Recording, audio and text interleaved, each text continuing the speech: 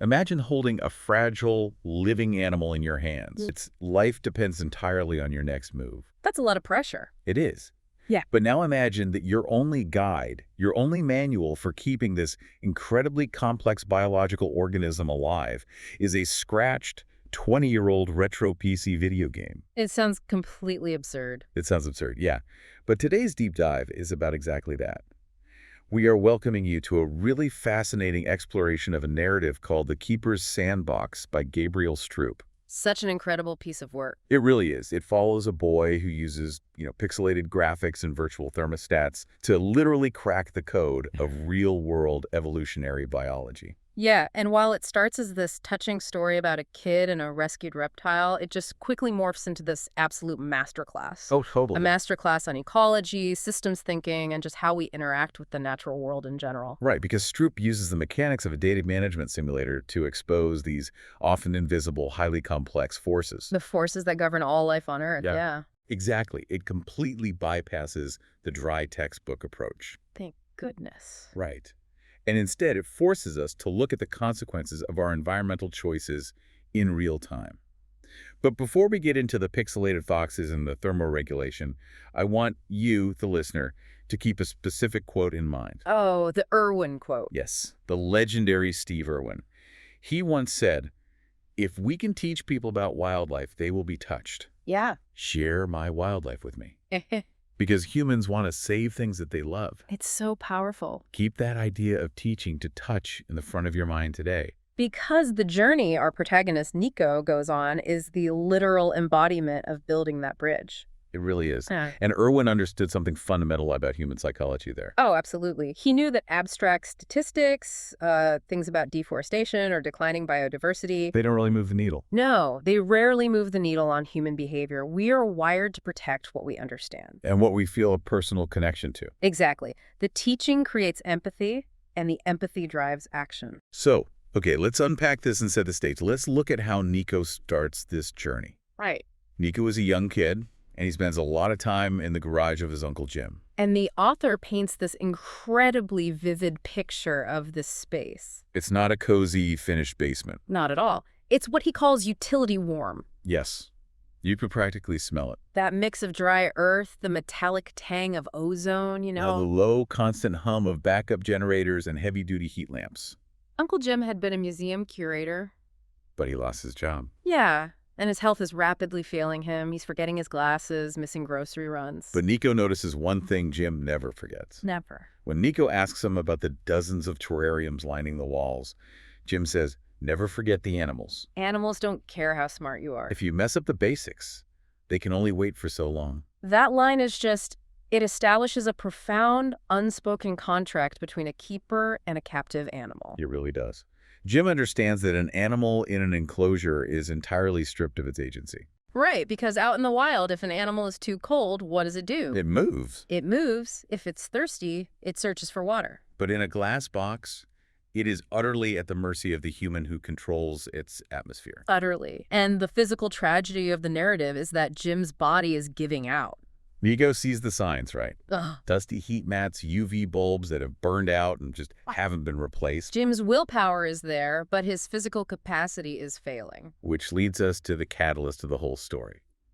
Jim passes away. It's heartbreaking. It is. And Nico and his parents are cleaning out this dusty, overwhelming house. Tucked away in the sweltering attic, hidden behind some old air filters, Nico finds a wooden chest. He pries it open, and inside is this small, heavily smudged glass tank. The bottom is filled with this heavy, compacted sand. There's a crooked piece of wood and a flickering, harsh red heat lamp. And under that wood, barely breathing, is a bearded dragon. Nico later names her Artemis. And right next to that tank, inside the chest, is a scratched CD-ROM. For a 64-bit era game called ZooCraft Unlimited. Along with a handwritten note from Jim. Right, the note says, "Some animals can't be saved in time, but the ones that can be saved still need our help." Talk about high stakes. Seriously. Nico knows absolutely nothing about reptiles. Nothing. His parents are deeply skeptical, but they let him take point on this. So they buy a slightly better heat lamp, they get her some food, and Artemis actually eats. But Nico knows she's hanging on by a thread. And what does he do? He doesn't go to the library. He doesn't look for a textbook. No, he boots up his old laptop, slides in ZooCraft Unlimited, and hits the title screen. What's fascinating about this choice is that the game allows Nico to make all the inherent baseline mistakes humans make. Yes, when trying to manage nature. He boots up the game, completely ignores the structured scenarios. As you do when you're a kid. Exactly, and clicks straight into creative mode. Oh, man. Creative mode. Infinite money, every animal unlocked, zero zoning laws. What does a middle schooler do with infinite power? He builds a shopping mall for gorillas. It is pure chaos. It is. He builds this brutalist concrete structure, uses elevator cables as vines. And drops in banana vending machines between cracked floor tiles. Then he pivots to the Arctic foxes, and he decides they need a glacial rave. A glacial rave. I'm talking spinning disco balls, neon lava lamps, casting shadows over fake snow. And a couple of palm trees just to see if the game's physics engine will allow it. It is the ultimate expression of human-centric design. It really is. Nico is projecting human aesthetics onto these animals. Right, what he finds visually stimulating, what he thinks is fun. Onto biological organisms that possess entirely different sensory requirements. And the game's underlying ecological engine immediately pushes back. A pixelated AI assistant pops up and informs him that his design is, quote, equal parts theme park and fever dream. The gorillas are slumped against the concrete, totally ignoring the vending machines. And the foxes are registering a 93% stress level. The foxes are terrified. They're darting erratically, desperately looking for an exit. And then just freezing in place under the strobe lights. As I read this, I couldn't help but think about how universally guilty we are of this. Oh, definitely. Aren't we?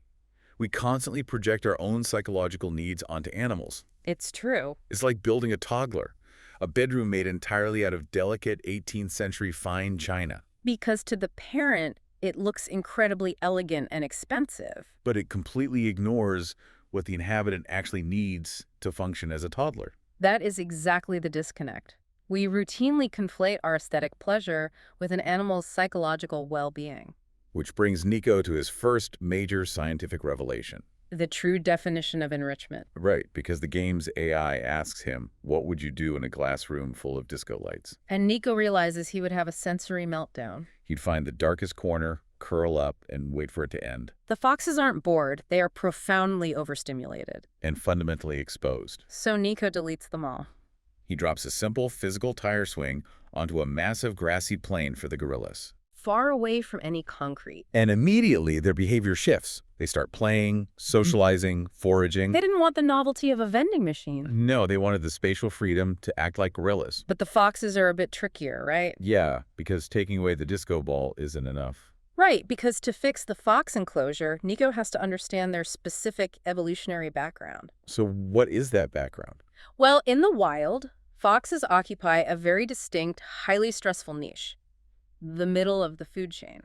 Ah. This is a concept in ecology often related to mesopredator dynamics. Mesopredator dynamics, okay. Foxes are hunters, yes. They stalk small rodents and birds. But they are simultaneously prey. Exactly. For larger apex predators like wolves, bears, or large birds of prey. Because they evolved to be both the hunter and the hunted. Their neurobiology is wired for hypervigilance. Their baseline feeling of safety is derived from stealth and physical cover. Which means a brightly lit open snowplain with neon lights is Literally stripping them of their only evolutionary defense mechanism. exactly. You are spiking their cortisol, their stress hormone, by forcing them to be visible. So Nico alters the terrain. He rips out the lights and uses the terrain tools to carve deep, shaded burrows into the earth. He adds complex root structures and a scent trail system. And the behavioral turnaround is instant, The foxes start darting along the covered paths, leaping into the rock piles. acting out their instinctual hunting behaviors. Their stress meters plummet. So Nico writes down a massive realization in his notebook. Enrichment isn't about giving an animal a toy. Enrichment is about providing an environment that is biologically secure enough for the animal to exhibit its natural behaviors. Wow. And he takes this incredible realization and looks across his bedroom at Artemis in her dusty little tank. His dad had replaced the harsh red bulb with a natural tinted one. And Artemis is actually moving around taking bites of her food. She seems calm. But Nico knows now that not dying isn't the same as thriving. She needs more. And here, the narrative introduces the concept of open source community knowledge. Right. In the game, Nico clicks on a community tab. which kicks him out to a real-world Discord server populated by hardcore Zoocraft players. He posts a screenshot of his failed neon fox rave. And a user named @ScalesAndSystems jumps in. They explain the exact mesopredator biology we just discussed. And then seeing Nico's genuine curiosity, this user sends him a link. A massive Google Drive folder filled with real-world, highly technical animal care guides. Nico opens a PDF titled bearded_dragon.pdf. And it is intense. We're talking walls of text, temperature gradients, Latin names, dietary charts. It's completely overwhelming for a kid. But he looks over at Artemis, and he realizes he has to figure out what makes her feel as safe as those foxes in their burrows. And to learn that, he has to leave the infinite money and godlike control of creative mode. He clicks over to scenario mode. By entering scenario mode, the safety net completely vanishes. He is handed a pre-built catastrophic failure of a zoo. The UI is flashing red. Guests are carrying protest signs. The budget is hemorrhaging money. And the animals are intensely stressed. He can't just buy his way out of a problem. He is forced to think systematically. He has to diagnose the root biological cause of the stress. Okay, let's look at his first major crisis. He goes to the tapir exhibit. And the tapirs are miserable. During the day, they're practically catatonic, just hiding in the corners. But the second the in-game sun starts to set, they begin pacing frantically, slamming into the fences. Nico opens the game's encyclopedia, scans the entry for the tapir, and hits on a very specific word. Crepuscular. Crepuscular. It's a vital term. Most people are familiar with diurnal animals, which are active during the day, like humans. Right. And nocturnal animals, active at night, like owls. So what is crepuscular? Crepuscular animals, however, have evolved to be primarily active during the twilight hours, specifically dawn and dusk. Wait, let me stop you there and play devil's advocate, because Oh, no, I think I would have done exactly what Nico did in the game. If I read that an animal hates the midday sun and only thrives in twilight, I would just open the game settings and freeze the clock at 6 p.m. forever. Ah. Why can't we just give them permanent twilight? Yeah. Wouldn't that be their absolute utopia? It's a completely logical assumption, but it ignores the fundamental mechanics of cellular biology. How so? When Nico drags the lighting sliders to force a permanent twilight, the AI intervenes immediately. It warns him that permanent darkness will cause systemic health failures. Every living organism on Earth, from a tapir down to a single-celled cyanobacteria, possesses an endogenous biological clock. The circadian rhythm. Exactly. Right, the internal clock. But if they are twilight animals, why do they care about the bright sun? Because the entire physiological orchestra of their body requires a conductor to keep time. And that conductor is the cyclical presence and absence of the sun. Yes. Deep in the brain, there's a region called the suprachiasmatic nucleus. The suprachiasmatic nucleus. It detects light through the optic nerve. Even if a tapir is hiding in the deep shade during midday, its brain is registering the ambient light cycles. I see. That cyclical shift dictates when their body produces melatonin to induce sleep.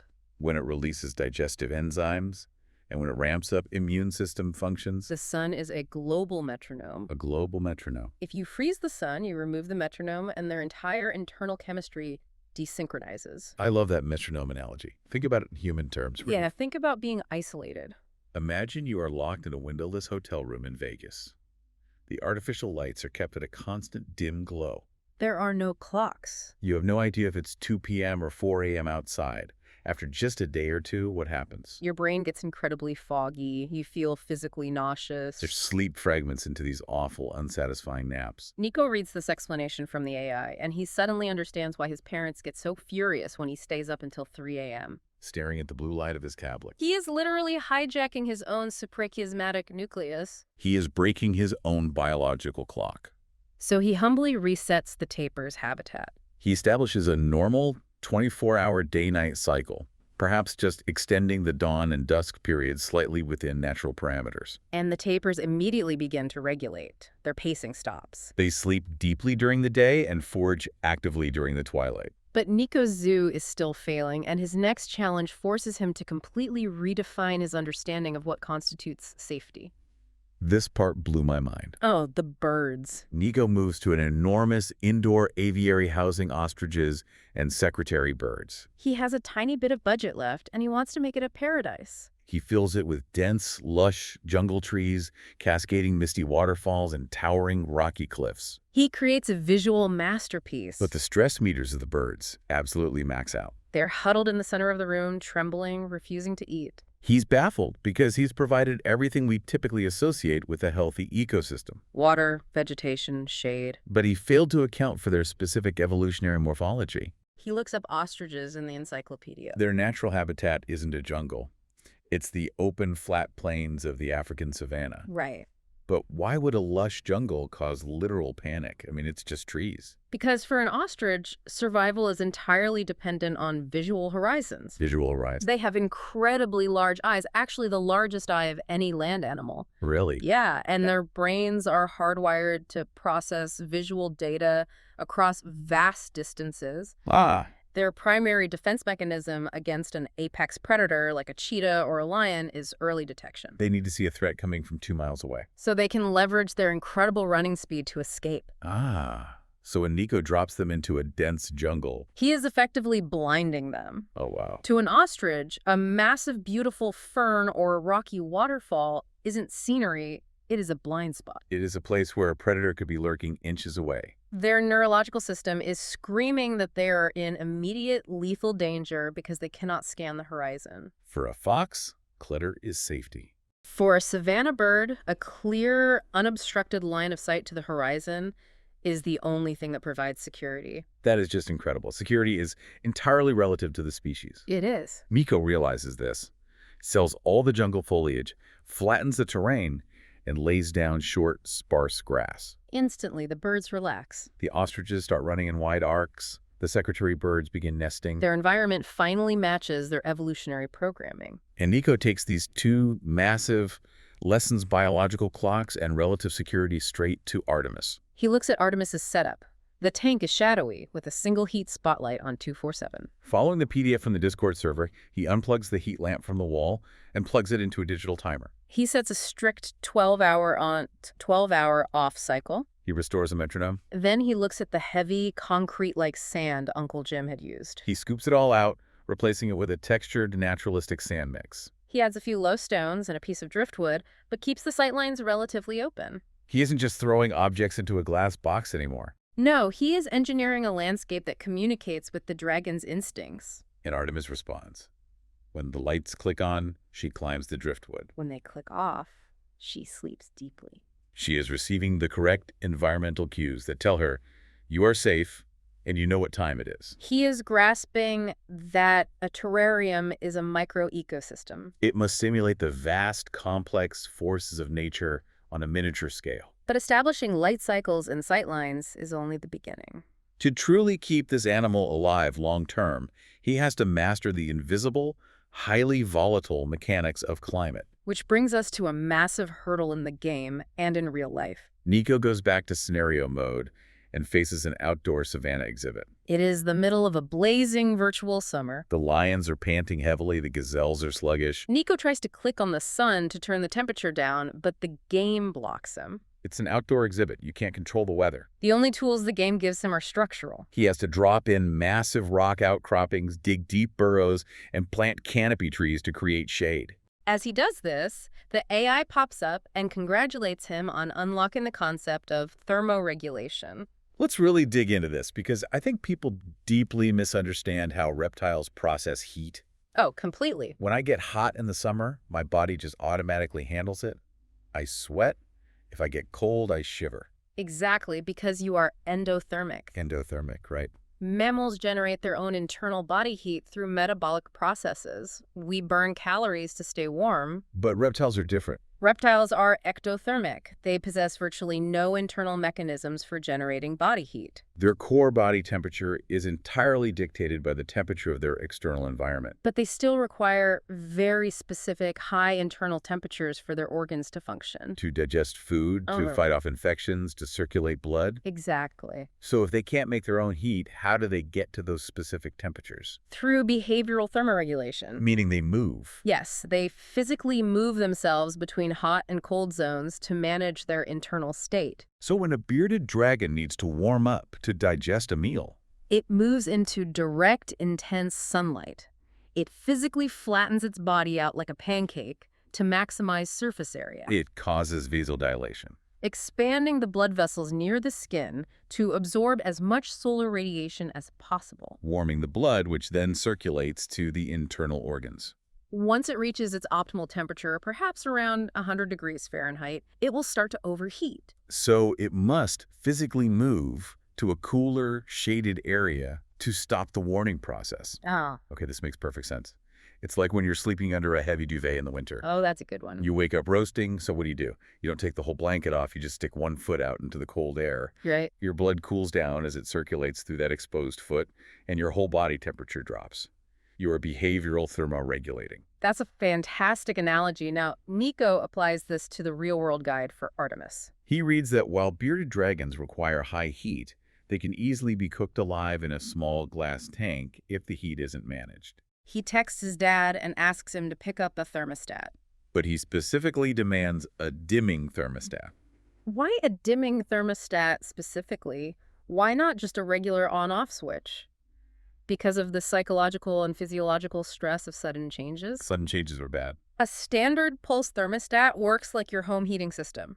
If you set it to 95 degrees, it pumps out full power until the sensor hits 95, and then it aggressively snaps off. The tank cools down to 90, and it snaps back on at full blast. It creates a jarring, flashing environment with wild, rapid temperature swings. A dimming thermostat, however, constantly micro-adjusts the electrical voltage going to the bulb. It smoothly dims and brightens the light to maintain a perfect, steady baseline temperature. Mimicking the gradual, continuous warmth of the actual sun. It prevents the animal from constantly having to react to extreme thermal spikes. So his dad is out hunting for this specific thermostat, and Nico is back in the game. He's watching a Gila monster in the reptile house. The lizard is pushing dirt around, digging a surprisingly deep tunnel, and curling up in the dark. Nico asks the game's AI, why is it digging in dirt? Why not sand?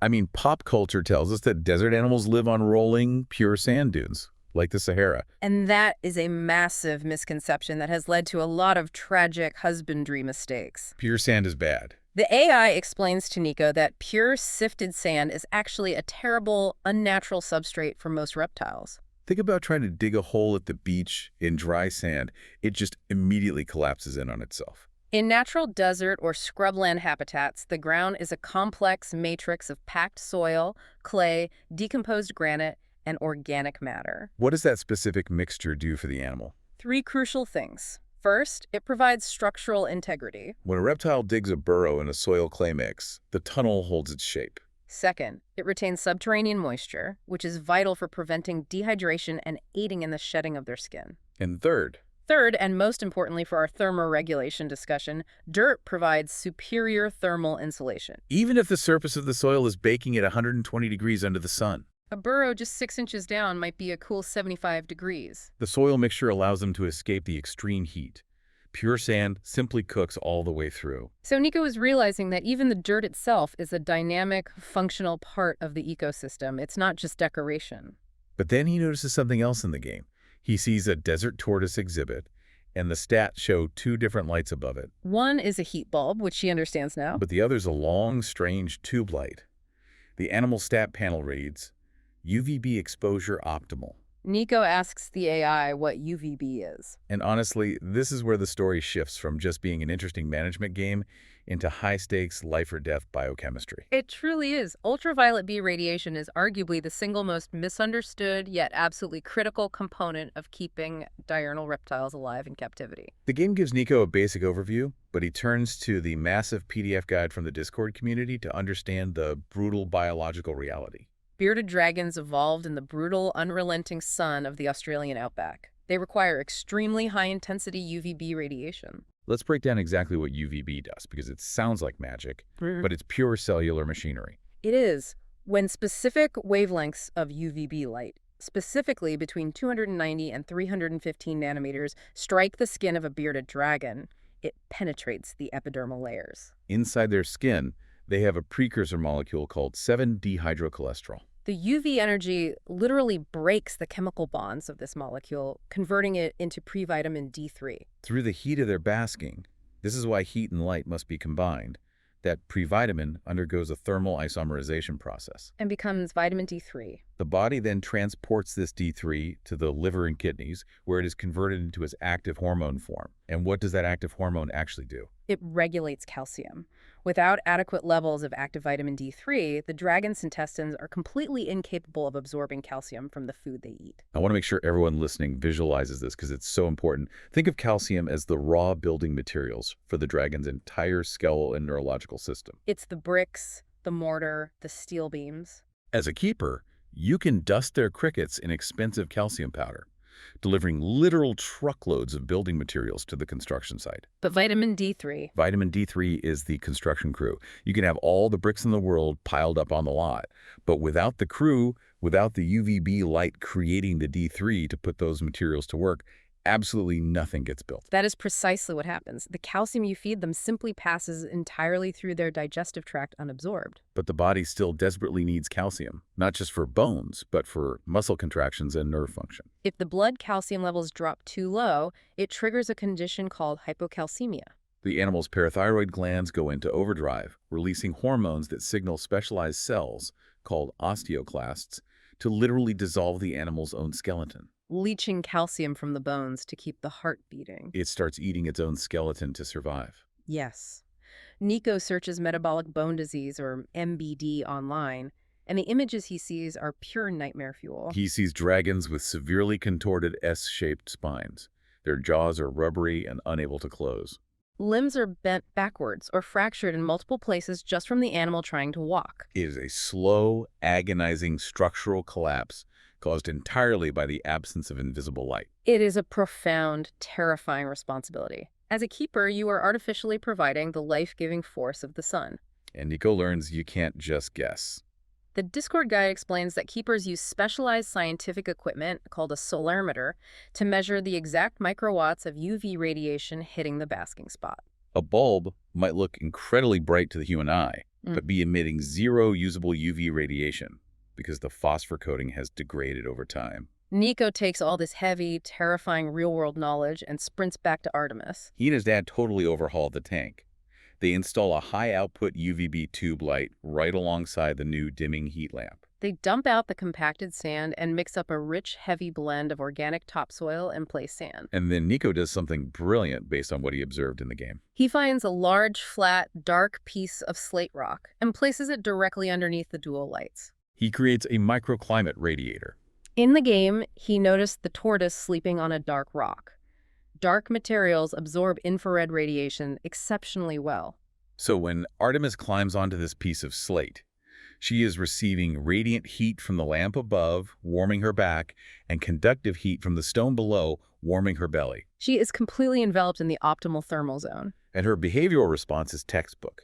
She immediately scrambles onto the rock. She flattens her body out, soaking in the heat and the invisible UVB. And then, a few hours later, when she's fully charged up, she climbs down and uses the new structured soil to dig a shallow trench in the cool corner to rest. She is exhibiting the complete, healthy cycle of behavioral thermoregulation. Nico posts pictures to the Discord. The community praises his setup. He has cracked the code. Artemis is safe. Or so he thinks. Right. But biology is not a Hollywood movie. And this is where the story takes a deeply painful turn. Yes. The reality of rescuing neglected exotic animals is that the damage inflicted by long-term deprivation is often invisible. Accumulating deep within the organs until it reaches a catastrophic tipping point. Right. Out of nowhere, Artemis just, stops. The bright alertness in her eyes vanishes. She refuses to eat the dusted roaches. She stops climbing onto her perfect microclimate slate rock. Instead, she just drags herself into the coolest, darkest corner of the dirt, buries her face, and stays there. Her breathing becomes incredibly shallow and labored. Nico is terrified. He posts in the Discord, desperate for a setting he can tweak, but the community tells him to stop looking at the tank and get her to an exotic veterinarian immediately. The vet clinic scene is devastatingly realistic. The veterinarian examines Artemis, takes blood work, and delivers a grim diagnosis. Artemis is suffering from catastrophic internal damage. Her liver is failing, and her blood work shows the systemic markers of advanced metabolic bone disease. But the crucial part of the vet's diagnosis, the thing Nico has to hear, is the timeline. The vet tells him this wasn't caused by his dirt or his lights. Exactly. This systemic failure is a result of months, perhaps years, of improper temperatures, Zero UVB exposure and chronic stress that occurred long before Nico ever opened that chest in the attic. Nico had provided the perfect environment, but the biological machinery was already too broken to utilize it. Nico is just crushed. He says to the vet, but she was doing so much better. She was moving. She was eating. Why didn't she look sick yesterday? And the vet explains this brutal, fundamental fact of wild biology. The vet explains the evolutionary mandate of masking pain. If a mammalian pet, like a dog or a cat, is in pain, it communicates that. It yelps, it limps, it whines for help because mammals are highly social and rely on pack care. But reptiles operate differently. In the wild Australian outback, if a bearded dragon shows a predator that it is limping or weak or lethargic, it is immediately targeted and eaten. Showing weakness is an immediate death sentence. So over millions of years, they have evolved to mask their suffering completely. They will act normal, they will bask, they will even force themselves to eat, right up until the exact moment their internal organs literally shut down. They hide the damage until the bitter end. The vet tells Nico that he gave her the only thing he actually could. He made her feel incredibly safe in her final days. They take her home in a small cardboard box, and she passes away that night.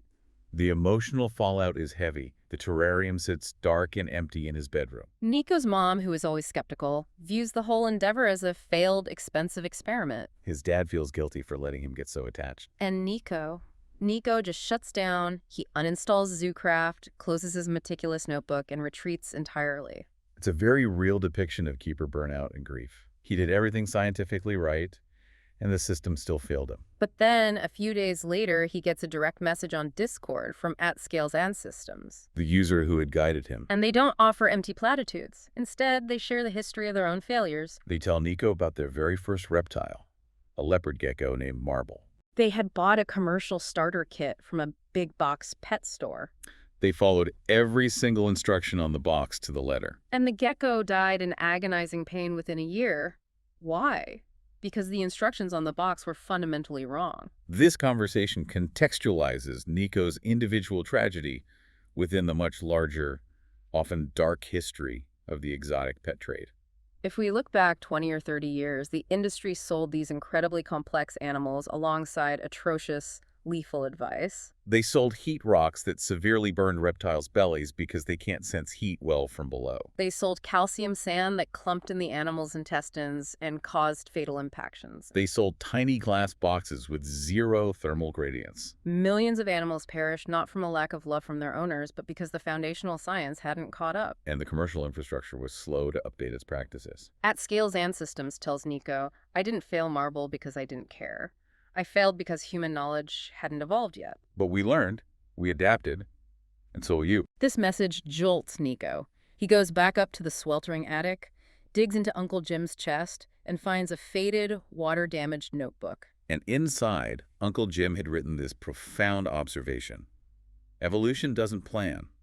It only reacts. The tragedy is when a species can't adapt fast enough, or when humans change the rules too quickly. That quote is the philosophical linchpin of the narrative. Evolution is a slow, blind process of trial and error spanning millions of years. An organism is perfectly adapted to the specific rules of its native environment. When we extract an animal from the wild and place it in a glass box, we are instantly changing all the rules of physics and biology it relies on. If we fail to artificially recreate the parameters it evolved to survive under, the animal cannot adapt. Its biology simply fails. Nico has this massive, empowering paradigm shift. He realizes he didn't fail Artemis. Artemis was broken by a man-made environment she couldn't adapt to. Nico hadn't acquired the knowledge fast enough to reverse the damage, but that knowledge isn't useless.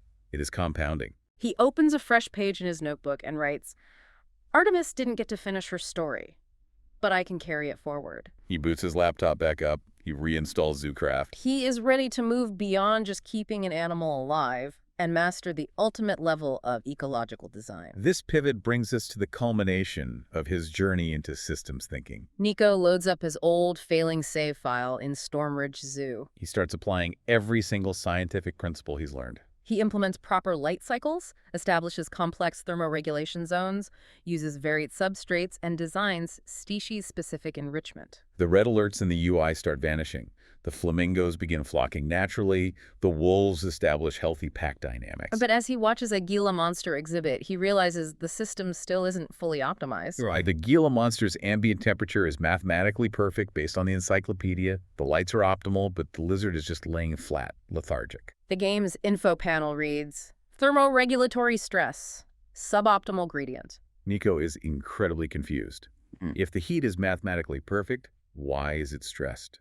Because he discovers the absolute necessity of microclimates. Microclimates. Nico realizes that the heat is perfect everywhere. The entire enclosure is one monolithic, uniform temperature. He has removed the animal's ability to make choices.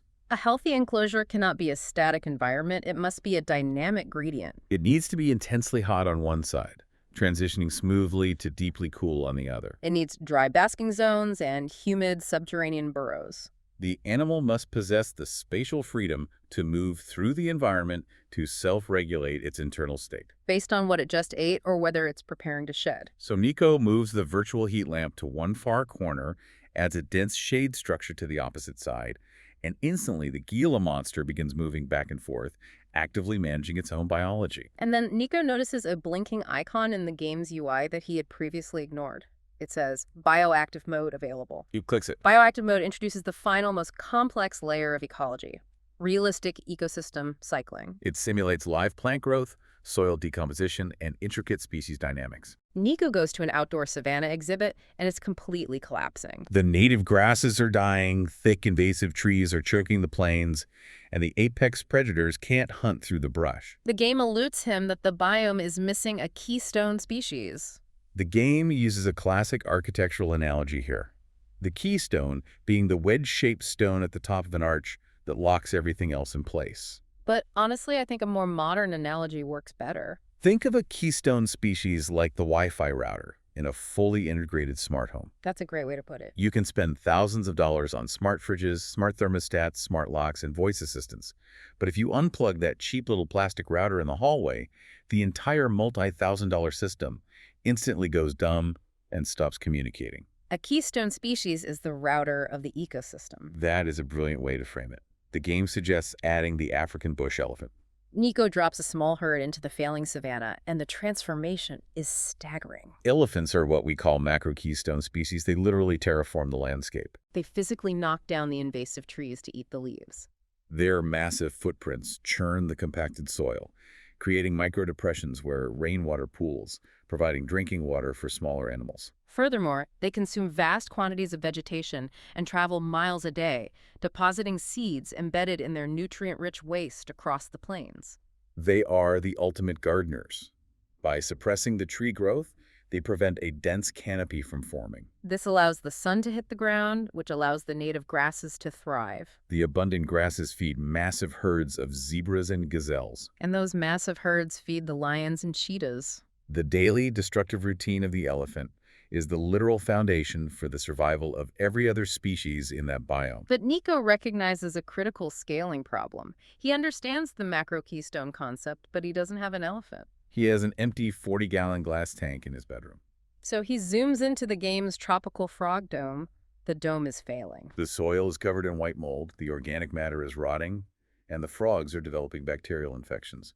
He needs a keystone species here too, but obviously it's not a giant mammal. The game introduces him to detritivores, specifically rubber ducky isopods and temperate white springtails, bugs that are barely the size of a grain of rice. It's the exact same principle, just scaled down to the micro level. These tiny bugs are the unsung heroes of the forest floor. They are the microscopic janitors and recycling plants. To understand why these microkeystones are vital, we have to look at the nitrogen cycle and the process of decomposition. In a closed, humid environment like a terrarium, organic waste frog feces, dead leaves, shed, skin accumulates incredibly rapidly. In a sterile tank, this waste simply rots, breeding lethal anaerobic bacteria and fungal blooms, releasing toxic ammonia. The isopods and springtails act as the cleanup crew. They physically consume the rotting organic matter. They eat the mold and the poop. Precisely. They digest it, breaking down complex toxic compounds into basic bioavailable nutrients. Furthermore, as the springtails move, they act as microscopic plows, aerating the soil and preventing it from going stagnant. Those broken down nutrients act as a highly effective natural fertilizer for live plants rooted in the soil. The live plants absorb the nitrogenous waste to grow, and in turn provide oxygen, humidity retention, and physical cover for the frogs. The frogs produce more waste, feeding the bugs. It is a perfect, self-sustaining, closed-loop biochemical engine. Nico is watching the virtual mold vanish from the frog dome, and he has this ultimate epiphany. Keeping a pet isn't about putting an animal in a sterile static box and manually wiping up its poop every day. It's about engineering a living slice of the earth, a biological machine that maintains itself. Armed with this comprehensive understanding, Nico pulls out a physical, three-ring binder. He begins drafting a master architectural and biological plan for Artemis's empty tank. He designs a false bottom drainage layer using clay balls to manage the water table. He researches precise soil and leaf litter mixtures. He plans out the exact populations of his live cleanup crew of isopods and springtails. He maps the UVB gradients and selects specific, drought-resistant live plants that are safe for a bearded dragon to occasionally nibble on. He has fully transitioned from a passive pet owner to an active microecologist. And this leads us to the final act of the story. Nico sits his parents down at the kitchen table. He has his massive, thick, white binder. He wants to pitch them on letting him try one more time. And you really have to empathize with his parents here. They watched their son get emotionally shattered by the death of Artemis. They feel guilty. They view that empty glass box as a monument to failure. But Nico doesn't just beg for another lizard. He presents a scientific thesis. He shows them the thermogradient charts he meticulously mapped out. He shows them the gut loading calendar for the feeder insects, proving he understands the biological concept that the nutritional density of the prey directly dictates the bone density of the predator. He shows them side-by-side photographic comparisons of the game's mechanics and the real-world biology of the Australian outback. He systematically proves that he doesn't just know what to do, he understands exactly why every requirement exists. He tells his parents, I'm not just rebuilding a cage. I'm building a system that works exactly like their natural habitat. His parents are absolutely stunned by the depth of his knowledge. His dad admits Nico has put more rigorous research into this than he ever did for his own projects at that age. They cautiously agree. And the subsequent trip to the reptile breeder is a total contrast to how he acquired Artemis. Nico isn't a passive recipient of a half-dead animal. He is actively grilling the breeder. He asks about the genetic lineage, the calcium diet of the parents, the precise ambient temperatures the hatchlings were raised in. They bring home a tiny, vibrant, bright-eyed baby bearded dragon, and Nico names her Nova. A star that forms after a collapse. It is a beautifully poignant metaphor for the compounding nature of knowledge. He is using the collapse of his first attempt to fuel the creation of something brilliant. And the enclosure they introduce Nova to is a masterpiece of modern husbandry. It is fully bioactive. The isopods and springtails are already thriving, churning the deep soil matrix. Live, edible succulents are taking root. The humidity is perfectly managed by the drainage layer. The UVB output has been verified not by guessing, but with a literal solarometer. There are 3 distinct, carefully managed heat zones. When they place Nova inside, her reaction is totally different from the terrified foxes or the frantic tapirs. She doesn't hide. She calmly looks around, assesses the sightlines of her environment, and immediately scurries right up to the highest basking stone and claims it. She knows exactly what to do because the environment is speaking her evolutionary language flawlessly. She is biologically secure. And the narrative brilliantly shows that Nico's journey doesn't stop at the glass walls of Nova's tank. He realizes that this deep systems knowledge has utility far beyond his own bedroom. He logs back into ZooCraft, not just to play, but to methodically fix all his old save files, granting his virtual animals the exact right ecological conditions. But more importantly, he returns to the real-world Discord community. He starts a dedicated thread called Sandbox Science. He shifts from the student to the teacher. He starts explaining to new keepers why reptiles exhibit stress behaviors like glass surfing. He breaks down the neuroscience of how prey animals scan horizons. He writes passionate posts explaining that enrichment isn't a luxury item you buy at a pet store, it's the fundamental way biological instincts stay sharp. He takes the profound, complex systems thinking he absorbed from a retro video game and his own heartbreaking experience, and he translates it into accessible, actionable science to save other animals. This narrative arc directly mirrors the real-world inspiration behind the novel. In the author's note at the end of the book, Gabriel Stroop reveals that the Keeper's Sandbox was heavily inspired by the actual legacy of management simulators like Zoo Tycoon or Planet Zoo. An entire generation of kids grew up playing these games. And while parents might have viewed them as simple digital toys, they were actually stealthily teaching millions of young, highly malleable minds about cause and effect. The necessity of genetic diversity, the intricate requirements of biomes, and the profound ethical weight of captive animal care. Those games essentially trained a generation to look at an animal and instinctively ask, what does the biological system around you need to look like for you to be comfortable? It's incredibly powerful. To summarize the entire journey Nico takes, caring for an animal isn't just about providing the baseline calories and water to keep a biological machine running. It acts as a lens. It is a highly focused miniature lens for understanding how massive global ecosystems function.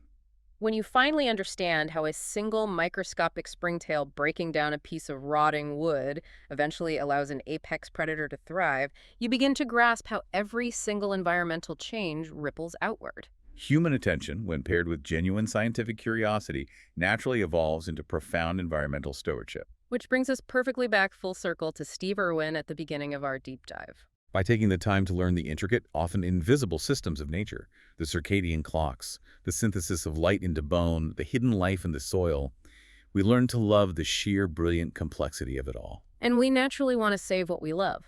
Nico loved Artemis enough to learn how the physical world actually works, and he saved Nova because of it.